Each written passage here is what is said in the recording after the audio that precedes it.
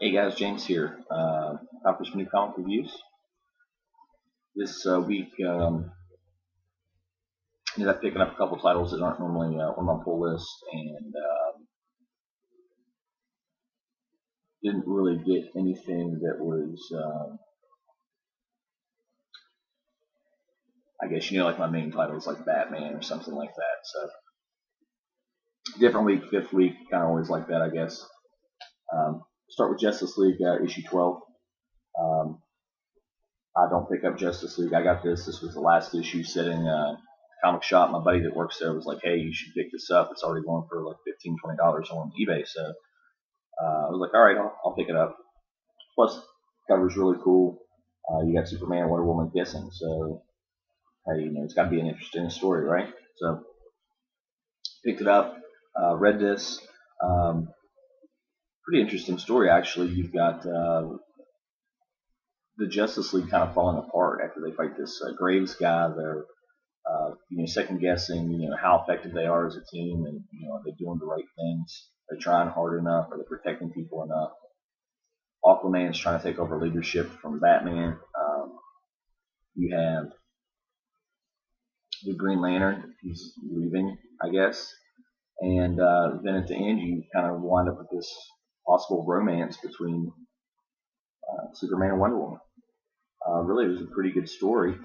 Unfortunately, I think it's leading to this Justice League of America thing that they're trying to do with Martian Manhunter and Catwoman, and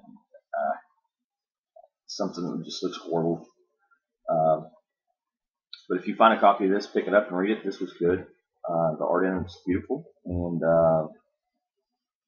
if anything else, you read it and resell it to somebody else for 5 times what you paid for it, and buy something else you do like. So I suggest this. At least on the fact that you can get the value back out of the book, and the cover itself is just awesome. Something you could hang on your wall if you're a big Justice League fan, Superman, Wonder Woman. All right, on next to Deadworld. This was the fifth in the 5-series weekly series of War of the Dead. I like this pretty well. Overall, I would say that this series for me was probably a 3 out of 5. Based on the fact that I don't know a lot of the backstory on it, and I wasn't a huge fan of the art. I don't want to tell you too much of what happens in this issue because I think that it plays. Basically, you lose a main character. I kind of anticipated this in the previous issue. I didn't talk about it, but I kind of thought about it, and I said I knew where it was going, and it pretty much went where I thought it was going to go. But it's a good read. If you're into Deadworld, you're into zombie stuff, I think this would be a good pickup and trade, and the way it's left off, I expect to see something soon out of the Deadworld world. So, pretty good book.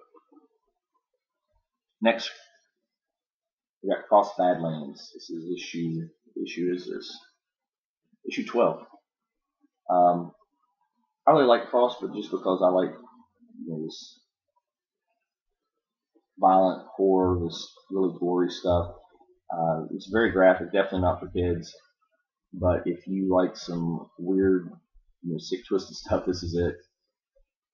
This story was actually pretty good this week. You've got the main character, Yellow Belly, who's been. Let me back up. The way that these are worked, they're in story arcs that, like 3 or 4 issues, and then you get a new main character. So this one, the main character in this story arc, Yellow Belly, decides he's going to go and he's going to warn everybody that the Crossed are coming. So when he goes to warn people, he really can't get people to believe him except this biker gang. And they kind of follow him out and they see that the Crossed are out there and they're like, oh my gosh, we're going to do something about this. So they get together, they call together all the biker gangs, get all their guns out and stuff, and go to meet up with the Crossed that come out of this circus. And that never ends well in Crossed. If you've ever read any of these, it just doesn't ever work out well to do that. And so things are going down. It looks good for a minute, and then it goes way downhill. Yellow Belly ends up the point where he's got a gun in his mouth and ready to kill himself. And at the very end, a guy steps out and stops him from doing it. and it's a new character I've never seen before, and I'm really kind of interested in where that's going to go. So, Crossed, if you like weird, sick, twisted, violent horror comics, there's nothing better than this. So pick it up. There's also, if you go to crosscomics.com, they do it's a free web comic, and you can pick that up just by going to the site. It's free. So if you've never read Cross, you're curious about what it's about, there's like weekly they put out an issue, which is like 8 pages, I guess, and I think they're on issue like 17 now. So there's just a lot of free reads up there, and they're getting ready to put it out in a hardcover. So it's called Crossed. I Wish You Were Here. Next, we got Smoke and Mirrors. This was the 5th issue, out of 5, I believe. Although it doesn't say 5 out of 5 on here, and the way it kind of ended, they may be planning on doing something more with it. I hope they do. We have the main character here who's been captured by this guy who's a sorcerer. And of course, our main character can't use magic. He's not from this world, so he can't use magic, and magic can't be used on him, but he uses these sleight of hand tricks like a magician would here. And so the sorcerer's trying to figure out his tricks. Well, if you've ever seen, the trick of a sleight of hand artist will catch a bullet in his mouth, well, he shows them basically how that trick works. But in doing that, he tricks him into shooting himself. So basically, he stages his escape and kind of ends out this series, this mini-series. I want to see more of this. There's a lot more to it than what I told you. So if you haven't been picking this up, then get to trade. See if you like it, because I think that this is going to come out maybe into a regular series or maybe another mini of it, and I think it's definitely worth checking out.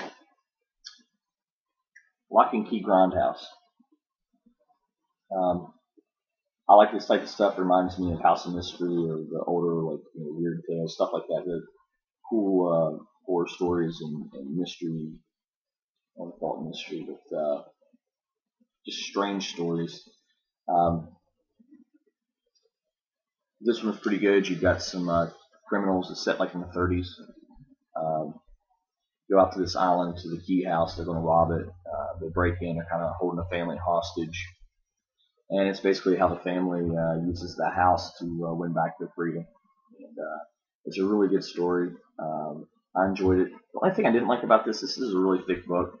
The last half of it is just basically the schematics of the house, which maybe it's because I haven't read enough of the series. I don't have a lot of backstory to it that I just didn't care. So I felt like I got a short story and then a lot of stuff I didn't really need. So, but if you like Lock and Key, definitely pick this up. I think it's probably got me to where I'll go back and get some Lock and Key trades so I can catch up with the series, because it is something I've enjoyed.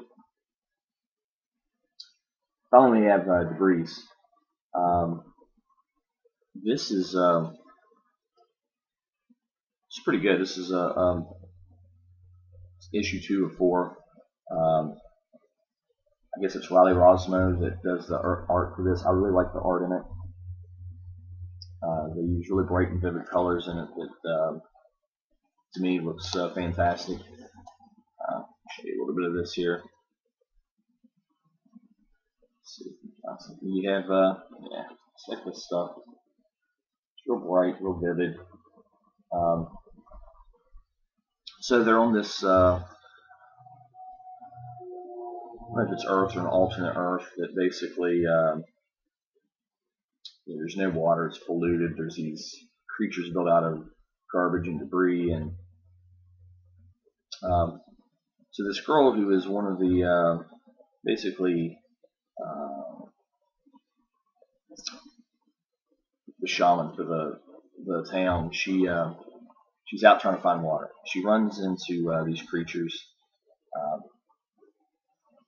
Forget what they're called, but fights them off. Basically gets to the point where she needs help. This guy Kessel that had been kicked out of the community finds her, or she finds him, and they both decide to set off to find water. They're going to head to the mountains. It's a really cool book. I hope probably this is my pick of the week is Breeze. I hope you guys pick it up.